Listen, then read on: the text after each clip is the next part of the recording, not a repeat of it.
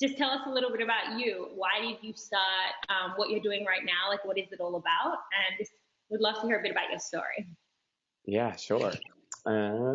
Well, I mean, I think it's one of those things where it seems like very rarely in our life does like one thing directly cause another thing, but I've had like lots of cool things come together to, um, I don't know, help me understand kindness in a way that has created a desire for me to like pursue it in the world.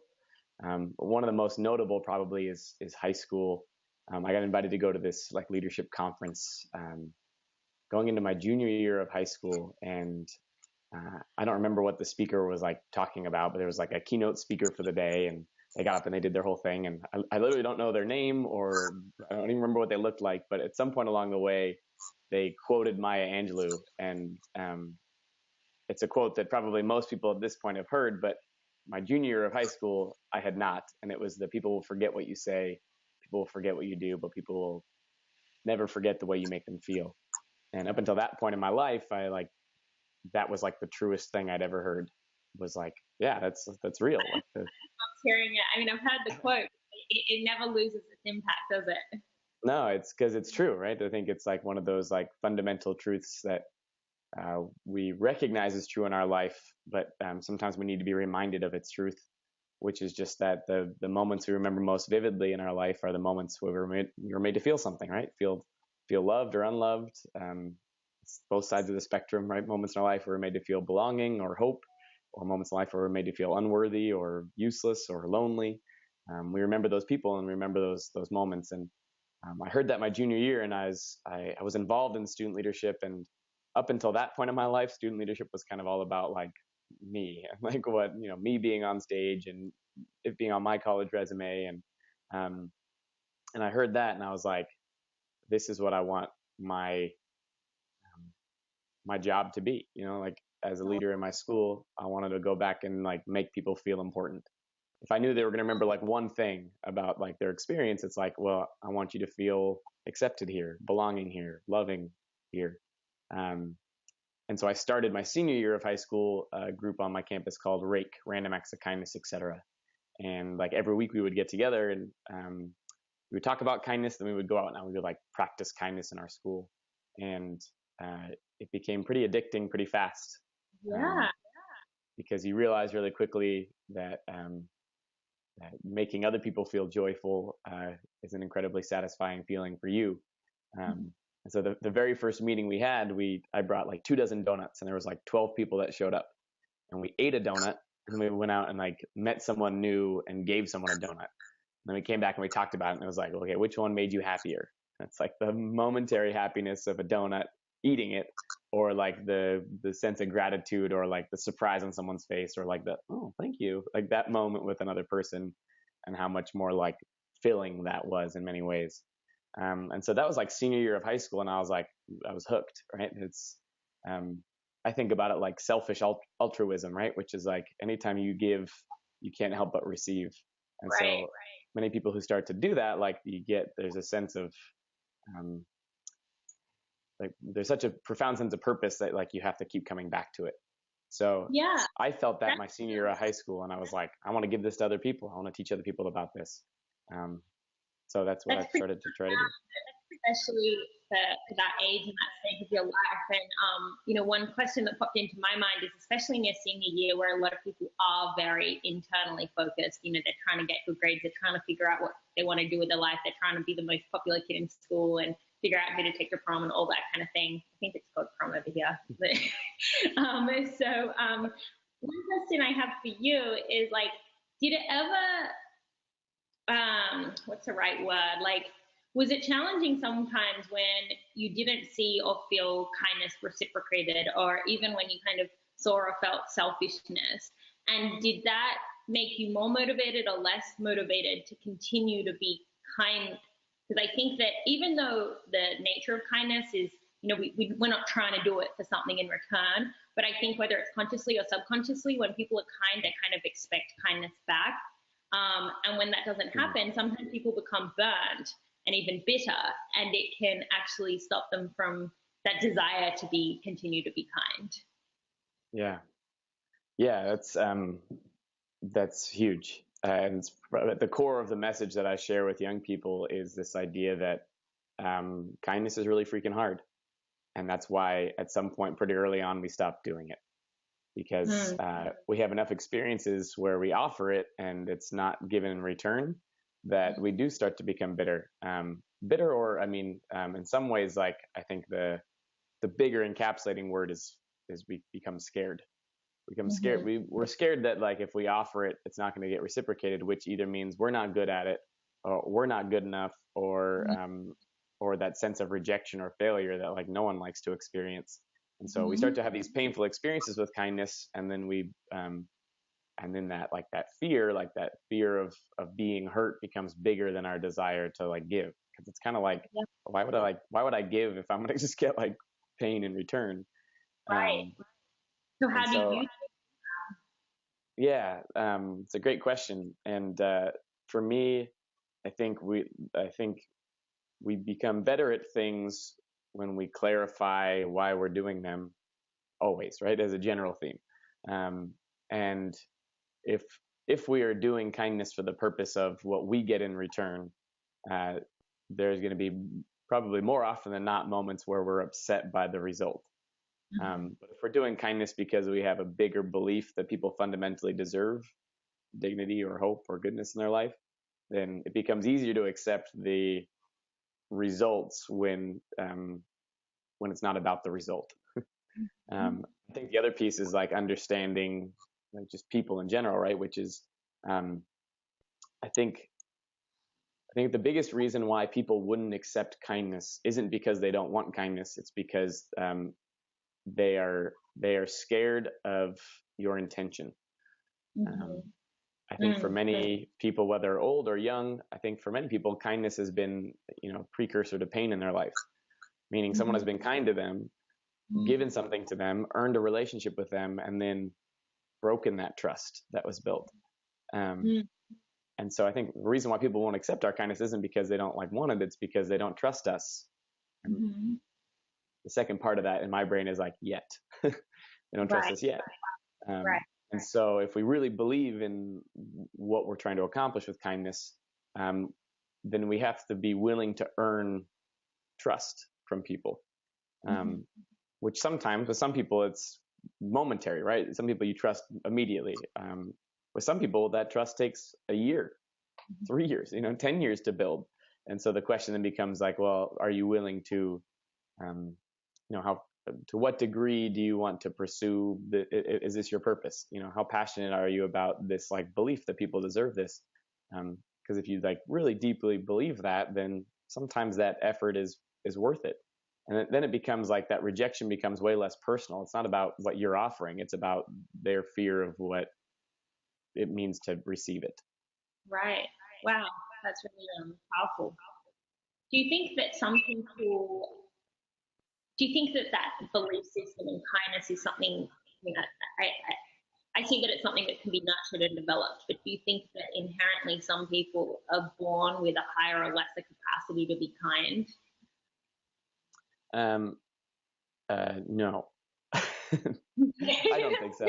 No, it's the simplest answer. No, I think, in fact, I would suggest that kindness is one of the very few things in our world that that we are equally capable of, right? So like, you don't. The thing I love sharing with like young people is you don't need a certain body type to be good at kindness. You don't need a certain brain type. You don't need to be a certain level of attractiveness. You don't need to have a certain religion or color of your skin. You don't need to be born in a certain type of family. The cool thing about kindness is that it's equally available to all of us. Right? There are no prerequisites to practice it. And so in that sense, I think one of my favorite kind of thought exercises to take kids through is like talking about Mother Teresa and all the goodness she gave the world. And then the question is like, was she born more kind than you? It's like, well, probably not. I mean, not that I know of. But she didn't go to kindness college. She didn't get a kindness scholarship. She became good at kindness in her life because because she aligned herself to a purpose that she believed in, and B, like the simplest thing is like she just practiced it a lot. She worked at it. And you look at a number of people who are examples of morality in the world, and you realize that just like most of them just they think about this as work. Like they go to work, meaning like they don't always feel like doing it. They don't know, it's not always convenient or easy, and oftentimes the results are really frustrating. But it's like, but they feel like it's their job. Like I'm gonna do it. I'm gonna do it even though it's hard. I'm gonna go to I work. think that's like important and powerful point is that often, we all want to be kind. I don't think there are many people that kind of wake up and decide not to be kind. I think that we all know it's something to aspire to and something good, but I think that a lot of us don't really register that it is work and it is hard, or don't really acknowledge that. So we kind of just expect it to happen. Whereas, but like when you're, getting cut off in the street or you're having a rough day, anger is easier than kindness. The default is to kind of just, whatever your coping mechanism is, go home, have some wine or whatever. But like kindness is something that actually takes intentional work. But I think even that acknowledgement actually helps us feel more motivated to be like, okay, I need to actually put in this effort rather than why isn't it just happening, because I think like it's something that is challenging to, I even went to do a little kind of video on social media the other day on kindness, and I really struggled for words of how to, and this is maybe a good question for you. I mean, one thing is, as I said earlier, like kindness is something that we all know is good and we all aspire to, but it's something that you need to decide that you want to do. You can't be, I'm sure when you're growing up, your parents say, be kind, but, what does that mean? And how do you just kind of make that happen?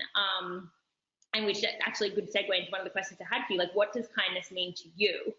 And what are some practices that you think people can nurture in order to develop greater kindness? Yeah. It's a great overall the big question of like, how do we get good at this stuff? And for me, it's that idea of like, just because we've been told to be kind doesn't mean that we're good at it. Right. And just because we believe in kindness also doesn't mean that we're skilled at it. And so if I were to like define kindness like in the simplest form, I would say like it is our capacity for goodness towards ourselves and others. And or to add something, it'd be like it's our infinite capacity of goodness towards ourselves and others. And I say that infinite part to me is like that we never arrive, right? We're never like, oh, like I did it, I figured out kindness, like I'm all done, moving on. Like we can. It's one of those things that like the container is as big as what you put into it. And in that sense, I really believe it is a practice more than anything, a practice. I spoke at a school in Texas just a few weeks ago, and this kid came down to me. And it's one of my favorite stories that I've started sharing with people is he came down and he was like, Houston, I want to thank you for speaking today. I realized after your assembly, like I'm a really nice person. I was like, that's great, man. That's good. He goes, no, but like what I realized after you were talking is like, I'm not a very kind person. And I'm like, well, what's the difference? He goes, well, I think nice is reactive, meaning if someone drops their books, like I'm going to go help them. I'm nice. Now, all of us would consider ourselves like nice people. Like you said, we wake up and no one's like, I'm going to be a bad person today. Very few people. He said, but kindness is proactive, meaning someone doesn't have to drop their books in order for me to do something to make them feel loved or valued. Because something bad doesn't have to happen in order for me to practice doing something good. He goes, kindness is proactive. Kindness is work. And he was like, I think I have a lot of work to do with that. And I was like, me too, man. Absolutely. Which is just a great distinction in my mind, which is like nice is like in moments where we see something going on, like most of us are going to be like, oh, like if I'm a nice person, this is like the nice person thing to do. But I think kindness is on the other side. The kindness is like the intentional side of nice, which is like, I believe in this, so I'm going to work at this, even in moments where like it doesn't seem like there's anything to do, right? It's like, but there's people around us every day, so there's always opportunities for kindness. So in I that love sense, like kindness is work. Yeah, I love that story and I love that distinction. And I can really connect with that because when we kind of came into Kindness Month, I've always considered myself a pretty kind person. You know, I think I'm a pretty kind person. And then it was really interesting. And I thought kindness was just going to be a really fun, light, kind of easy month and topic to write about and speak about and think about. And I'm learning so much, you know, in the process of reflection. You know, I write these e-coaching tools, and one of them is, you know, when was the last time you did something really kind for someone? And, you know, how do you practice kindness every day? And as I started thinking about like these questions, I was like, wow, I'm really not as kind as I think I am, you know? And I think that that's a Mm. really powerful distinction. Maybe I'm nice. You know, I'll open the door for like someone elderly approaching it, or, you know, I'll do nice things for people as I see them. But do I proactively go out and put kind of myself out to do kind things for other people? Maybe not as much as I had thought. And I think for a lot of people today in this crazy world, you know, and people are just constantly busy, you know, and I think like social and technology makes it even more exasperated. I think, you know, what you hear from a lot of people, especially on the proactive front, is they don't have time. You know, they don't have time to like volunteer, or they don't have time, even the little acts, you know, whether it's like going and buying flowers for a friend or so. What would you say, you know, in response to like that concept of not having enough um, yes, my it is the universal excuse for time? for not prioritizing things that are important in our life. Mm-hmm. Um, I think it feels to me like busyness is the enemy of the things that are beautiful in our life. Um, Yeah. I my favorite little like story research is 1970s. They did this like, and I'll give you the quick version, but they did a study at Princeton Theological Seminary. They took a group of students over here into like building A. And they told them they were going to give a practice sermon over here in building B on the parable of the Good Samaritan. They told the other half of the group of students here in building A that they were going to give a speech on job opportunities in the seminary field over here in building B. They had some time to prepare over here in building A, and then they had to travel from building A to building B to actually deliver their practice sermon or their speech. In between building A and building B, these researchers planted someone who was like obviously in need, right? Doubled over, moaning in pain. And they wanted to know, like, would the people who are actively thinking about compassion, actively thinking about the story of stopping and helping a stranger in need, would they be more likely to stop and help? And the Mm-hmm. answers were no. The biggest determining factor as to whether or not people stopped in between building A and building B was how much of in a rush they felt they were in, Right. how much time they thought they had to get to their obligations in building B. And the question I have for probably anyone is like, how often do you feel like you're in a rush between building A and building B? And it's always, right? Our culture promotes busyness. And to me, the conclusion I draw from that kind of like idea is that kind people have just as much time as me. Mm-hmm. They just make time for kindness. Mm-hmm. And I think that's like anything that's that we believe is truly important in our life. We're all busy, and I think the bottom line is you have to make time for the things that are important to you. And if kindness is on that list, then there's no excuse. You're not busier than anyone else, really. Everyone's busy. Our theme last month was productivity, and we spoke a lot about this concept of prioritization. And you know, exactly what you're saying. I mean, we all have the same people that say I don't have enough time. Well, you have the same amount of time as I have, and that Houston has, and as Mother Teresa has, as everyone has. You know, and it's like the it's not how much time you have, it's what you choose to do with it. And we encourage people to rephrase, instead of saying I don't have enough time, to say this is not my priority, and to see how that feels. Or, you know, if you're rushing from building A to building B and you see someone that's fallen over and is in a really bad position, and you're like, I don't have time to stop. What if you change that to stopping is not my priority? How does that sound? How does that make you feel? You know, and it makes you realize, well, what do I value, and what am I deeming as important in my life, and are they the right things? So I think it's a really good point. It's not really about, you know, kind people don't have more time than less kind people. It's just how you choose to spend your time.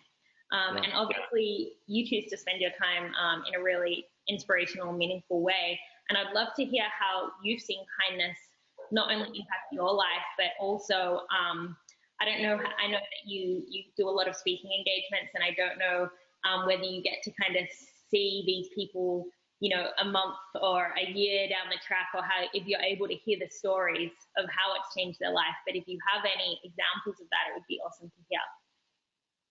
Yeah. One of the things I really believe in is like providing like that like workout plan to kids. Like I'll talk about kindness and why it's important, and then like give them some like really practical ways to like actually go to work and do it. So I get all kinds of cool stories. I just got a message yesterday I tell a story about writing postcards. A friend of mine, Rick, who passed away a few years ago, he had 2 daughters, and for 8 years he wrote a postcard to them every day. So it's like over 6,000 postcards. And he was a really successful businessman, right? One of the top 5% real estate agents in the country. Owned and operated a little hotel in a town in Maine for a long time, and super successful, like in the traditional sense of success, but also like wrote these postcards every single day. And at his celebration of life, like that's what his daughters talked about, was like this. He did this every day, and I think that's like just a profound idea of like kindness is, again, like that idea of practice. But this girl wrote me yesterday saying, "Hey, I wrote a postcard after I saw you speak to my grandpa, and he like passed away like a month later. It was like the last communication I had with him." And she was like, "I thank you for for asking me to do prompting me this like simple way to practice the bigger concept of love." So I got that message yesterday, and like that's always cool to hear that I provided a tool to help someone. I've got my body like one too many times during this interview. That's awesome. Have you heard it? It just reminded me of as I was kind of looking at resources for kindness this month, I came across this really cool organization, and I can't remember the name of it, so I'll send it to you after this call. But basically, it just like rallies strangers to write and send postcards to people around the world that might be lonely or sick. And I just thought it was such a cool concept, and just a neat way that anyone can do a random act of kindness. And it was cool that it kind of like, it was just like the intermediate between people wanting to be kind and people needing kindness, and just through simple postcards. But I thought it was such a cool concept. So I'll send that to you after the call. Yeah, please. That's awesome. Emails have replaced that a little bit, and it's like, no, postcards are better. I mean, there's something so nice about like receiving something physical, isn't there? Yeah. So like at Alma La Vida, as we explore these topics, we kind of look at the emotional side, and we also look at the scientific side of things as well. And, kindness is a very human thing, but there's also a lot of science around it, about the health benefits and about like this concept of the ripple effect. And they say it can like hit 3 degrees of separation. I'm wondering whether you've seen that in action. Yeah. Probably my absolute favorite story is my friend Eric Swanson, who probably 9 years ago now was at a high school in Washington where my friend John Norland taught for many years. And basically, to give you the really short version, they were having a rival football game. It was the first time like the brand new school across town was going to be like the home team, because they shared a stadium for like at this like high school. And so all the kids at the school were like really angry that they had to like give up their like home seats, and they had to sit over in like the crappy little bleachers over here. And my friend Eric like went up to the front as a senior in high school, and wrote this like big message, like random acts of kindness opportunity, like meet me tonight after the football game. We're going to clean up the garbage, and I'll bring gloves. And my friend John was like, there's no way like anyone's going to show up. And sure enough, like 10 people, 20 people show up, and they start cleaning up. They clean up after like the away side bleachers, and they put it all in the garbage bags. They tie them off, bring them out to the dumpster, put your bags in. And then Eric turns and he goes, "We're cleaning up after them." Runs across the football field and spends like an hour with this group of kids that he's rallied. to clean up the whole bleachers over there. So like this thing happens. It's cool. Yeah, that's awesome. The custodians come out and they don't know who's done it, but like apparently this like, you know, burly old man, like tears in their eyes at this like act of kindness that someone did for him. So Eric is a wrestler, and during the spring sports season, he had friends who like kept doing it, like the basketball games, like they would just clean up the bleachers. And then Eric graduates, and the beginning of next year, it's like the back to school assembly. My friend John, who's the teacher, you know, the assembly is over, and there's like a 9th grade girl cleaning up trash after the assembly. And my friend John goes up to the girl and is like, do you know Eric Swanson? She was like, no. He's like, do you even know why you're doing this? She's like, no. And it was just one of those things where I was like, she was doing it because this seed had been planted. So like, this is like a cool thing happening at this school. Then my friend John shares that story at a camp that we work at, and people go back to their schools and start doing it. Wow. 5 years later, there's like over 60 schools in Washington that clean up trash after sports games. 7 years after Eric Swanson graduated high school, I'm speaking at a conference in Las Vegas, Nevada, that I later learn is the school that they filmed the movie Pay It Forward at. And I share this like a bunch of student leaders, and they go and that night clean up after the football game, and the news picks it up, and they do a story on these kids cleaning up trash. And when I tell this story with students, I'm like, guess whose name wasn't in the paper? Mine, first of all, and I just like gave him the idea earlier that day.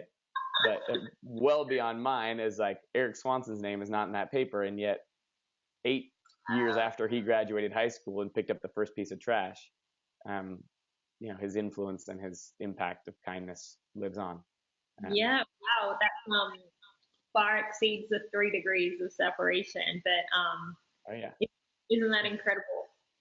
Yeah, yeah, and you know, and we don't even know now how, you know, myself and John has shared that story to now, you know, thousands of kids all over the country, and so who knows how many people are picking up trash thanks to. Might even be happening down in Australia. You never know. We can hope. I'll be sure next time I'm in Australia, I tell the story to try and get the wave going over there. You must, yeah. Wow, that's incredible. So I want to quickly touch on, I know we spoke a little bit earlier, well, a couple of things. Firstly, kindness is obviously a beautiful thing. And as we spoke about, everyone kind of wants to and aspires to be kind, but it's hard. And some days in particular, it's even harder. And I'm sure you have those days. I know I have those days. I think everyone has those days where you just don't feel like being kind. You just don't feel like spreading love because it's tough and you're going through a lot. How do you have any tips or tricks or practices to pull yourself out of, you know, your own head or your own kind of feeling of not wanting to be generous and to actually just prompt yourself to still spread love even during those moments? Yeah, yes, I am a different person in traffic, and I know that about myself. I think the bigger answer is that we need to teach this more effectively in our schools and in our world, because if we don't, my thought is this: if we don't go to the gym and bother to lift 5 pounds, we're not going to lift 10s. Mm-hmm. If we never bother to lift 10-pound weights, then we're certainly never going to be strong enough to lift 25s or 50s or 100s. Mm-hmm. And I believe there are lots of moments in our life where we are presented with an opportunity where someone is in need of a 50-pound or 100-pound act of kindness, or we're responding in a moment of like anger or frustration or hate or resentment, where we would need strength to choose to be kind over that feeling. Right. And my thought is this: if we've never bothered to show up to the gym in the small moments, right, then of course we're not going to be literally capable of dealing with those moments when they're bigger or more challenging. Right. So I think the bigger answer is like we need to spend time going to the gym consistently in our life to prepare ourselves for those moments that we might do something where we regret, or we have a profound opportunity to help a person and we don't do it because of all the excuses that we make in our heads. So Absolutely. the big answer to me is that. The smaller answer would just be that I don't know. To me, it's like when we work with teachers or educators, one of the things that we talk about is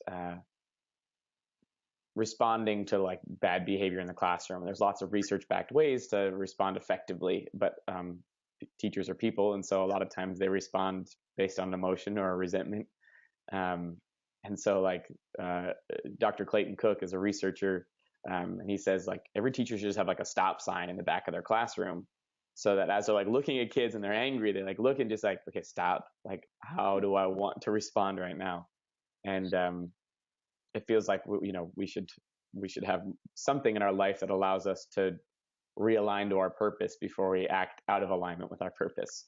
So whether that's like a piece of jewelry or something in your wallet or on a phone or a daily reminder that you set for yourself that like every morning you wake up and it's an event that's like, be kind today. Like you want to do that, don't you? A reminder. I'm a big fan of those kind of physical reminders or accountability, at least until it becomes so ingrained that it becomes a practice. But there's always a while where it's not your default. And there is always a gap between an action and a response. And often we don't choose to use that gap. We just kind of, but if we can practice more and more to take that pause between what happens and how we respond to it and choose, then I think that, that we've got a lot better chance of, responding with love and kindness. Speaking of ways to kind of build and develop and nurture, I noticed that you have this app, Character Strong. And I know that you have curriculums for schools and all that cool stuff. And I'm wondering how, if we're not at school anymore, but we still want to leverage, the curriculum that you've built. Is this Character Strong app? Is this for everyone? What does it do? How can it help us? Can you tell us a little bit about it? Yeah. Character Strong was created originally by students years ago. We used to do like these like internship programs where we would bring kids together and talk about like ways to make the world a better place. And at the first ever like meeting we had of these kids, someone was like, we need a P90X for our soul. Like we need a workout program for our heart. And so Character Strong was kind of like born out of that like concept of like, we know we get told all the time we need to be good people. We just don't always know what it looks like. So we need ways to practice. And so we spent, days and then over the course of a year brainstorming and like kind of creating this set of challenges that are like daily reminders to practice love. And so, yeah, the app is available to anyone. Some of the dares might be like a little bit more like a school specific, but most of the dares are just human specific. So the app itself is free to download, and it'll send you a push notification every day with a cool way to practice respect or honesty or humility or patience or kindness or all the buzzwords of love that we know are good things, but we don't always have tangible ways to like work on them. Is there a way, and this is more just for, I'm thinking how I could potentially use it with members. Is there a way to use it in a group setting where you're all getting the same dares or challenges so that you can kind of like collaborate and talk about what it was and how it affected you? Yeah, absolutely. So we have, we can create like custom workouts where a group of people could come together. They'd have a workout plan set out for them, and then like they'd exist within that ecosystem on the app. I love it. Yeah, but we'll talk about that. You'll be hearing from us. Yeah. And then in terms of like the work that I do every day, which is mostly like school focused, my partner John and I, John's been a teacher for many years, and now he works at the district level. He is the program administrator for the whole child, which means it's a position they like created for him. He's in charge of helping teach not just like the competency part of school, but like the people part of school, which is really neat. So we created this thing called Character Strong, which is like curriculums. To happen more and more in schools, because when I went to school, there was just nothing. But we don't really focus on the school, we don't really focus on school systems in what we do, but I always stay up to date, and it seems like it's becoming more and more of a trend to bring the more holistic curriculum into school, which I think is just so important. So I'm so happy to hear that. Yeah. We need to teach this stuff. Yeah. These things can't be assumed. They need practice. Yeah. Yeah, so we've built a curriculum, like a leadership-based curriculum. So a class, like a curriculum leadership class where students are like, it's based in servant leadership. So it's all about like, how do you love people better, and how do you become a leader in your school, not just because of your position or your title, but because of the ways that you serve. And then we have a full school curriculum, which is like an advisory model, so like a homeroom type thing, where like a school has like 20 minutes a week or a day. We have lessons that focus on social emotional learning and character development, and again, just ways to like daily practice and reminders of what we're trying to teach. And then the biggest thing that we've been doing, we just did one 2 days ago in Wisconsin. We have one in Washington Saturday. You should come back. It's we do these educator trainings. So teachers or administrators or counselors, we do these like full 1 day or 2 day trainings where we help equip them with like tools and practical resources and hopefully some like inspiration to go back to their schools and create a culture of compassion. That is awesome. It's all incredible work that you're doing. And I know we touched on at the very beginning a couple of things. How can our members get more involved with kindness, whether that be with your organization or just in general, if they want to kind of get more involved in doing cool things like you're doing. And also, more specifically for me and our team, we're kind of looking for our next giving back opportunity. We're always working on different projects, and our most recent one, which was with New Moms for young and underprivileged mothers. We just finished up there in teaching them skills and helping them understand their strengths and passions so that they can look for work opportunities. But we're done with that, and we're also looking for our next project. So I just absolutely love what you're doing, and I would be so excited to get involved in some capacity. And we can kind of talk more offline, or you can send me some stuff around that. So I would love to do that for me. But if you could share with our members how they could potentially get involved, that would also be great. Yeah, absolutely. I think the easiest way in would be like something like Character Strong. So, I mean, you can learn more about a little bit like what I'm doing on my site, which is just houstoncraft.com. And then Character Strong is the like, you'll see like links to the app and some of the curriculums. The app is the easiest way for just people to like get involved in the practice of it. And you can like sign up there for like a newsletter or whatever, where we can send you info about what we're up to. And one of the goals over the course of this summer is to do a couple of days of kindness. We did one last year in Seattle where we had like kids and adults come together. Huh? Yeah, we're coming back. Where we just do like a day with the focus of like giving other people to enter into the conversation around what love looks like or what kindness looks like, and create opportunities for people to experience joy through kindness. So if you want to sign up for like our email list or whatever, you'll get some information about that. And then the big one that would be like most directly relevant to what we're doing right now would be if you know anyone in education who is a passionate teacher who loves working with kids or believes in this stuff, then put them in touch with us, because we'd love to get them set up with a curriculum and just doing some of this work in their schools, because I think that's the best way we can have a global impact, is if we infuse this in education in a daily big way. Yeah, absolutely. And I have a couple of ideas around that, which I'll kind of follow up with you on. But I just want to kind of finish this part of the interview. And it's been such an honor to speak to you. And I've learned so much. And I know that the people that I share this with are also going to be just as impacted. And once again, like I'm inspired by what you do. And I hope that other people feel motivated and as inspired as I do to go out there and be more kind. So thank you so much for joining us today and for sharing your wisdom and your insights. Happily. Anytime. Let's do it again. And everyone who's listening, I share this with, visit the site houstoncraft.com, and there are some awesome t-shirts. I can see Houston sporting one right now. And we're going to be giving a couple away to anyone that shares their kindness story with us. So make sure you go check it out.